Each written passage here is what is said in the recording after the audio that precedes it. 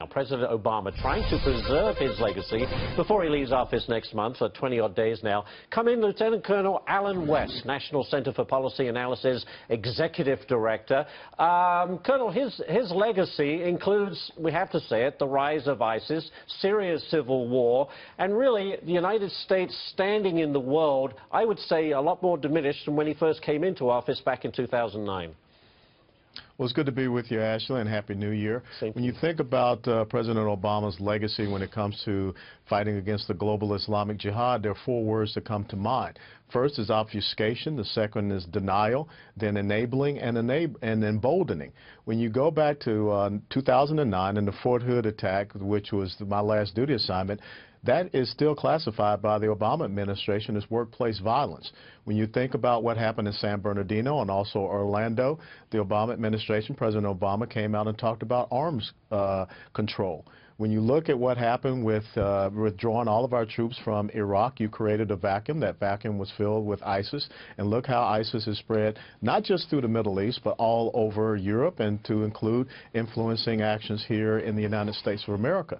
And billions of dollars that have been given to Iran, which is the #1 state sponsor of Islamic terrorism, has only sought to embolden those such as Hamas and other groups out there to continue their fight against not just the United States of America, but all the freedom-loving countries. So that's the legacy that we're going to have. That's the legacy that President Obama is going to have to live up to.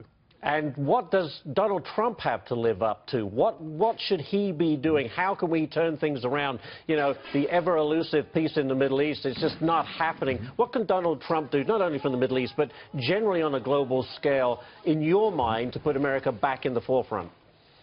Well, that's going to be the tough thing. I mean, we know what you have to do as far as restoring the economic strength and growth of the United States of America. But how do you rebuild and reconstitute our military capability and capacity when you have enemies that really have had the opportunity to achieve the high ground? When you look at the non-state, non-uniform belligerents that we call Islamic terrorism, and you also look at the rise of Russia, China, Iran, and North Korea, we're going to have to, once again, move away from nation building to more of a power projection military, strike operations to deny sanctuary to these Islamic terrorist groups. We're going to also have to find ways that we can cut off their funding and economic support, and also the means by which they can promulgate and proliferate their ideological agenda all across the world, to include here in the United States of America. So I think it's so important that President-elect Trump has the right people on his national security and intel team to be able to make those goals come to fruition. When it comes to foreign policy and getting into spats with foreign countries, the biggest critics of Donald Trump will tell you they're very concerned. He doesn't have any experience, prone to flying off the handle.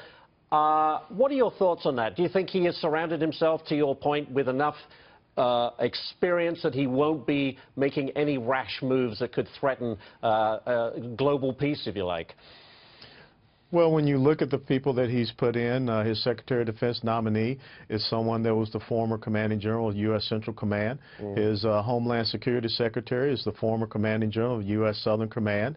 His National Security Advisor is the former Defense Intelligence Agency Director. So I think you have the right people there. But then let's go back. I mean, what type of experience did President Barack Obama have? And furthermore, he did not listen to the generals on the ground that recommended a residual force in Iraq. For whatever reason, he thought the campaign promises were more important. Barack Obama was handed a bit more of a peaceful global situation than Donald Trump will be handed over to come January the 20th, 22 more days. But I think that if Donald Trump has the right type of team, that he listens to them, people that are practitioners, people that have been on the ground from the tactical level all the way to the strategic level, I think that you'll see success. Very good. Optimistic outlook for 2017 and beyond. Colonel, thank you so much for joining us this morning. We appreciate it. Thank you.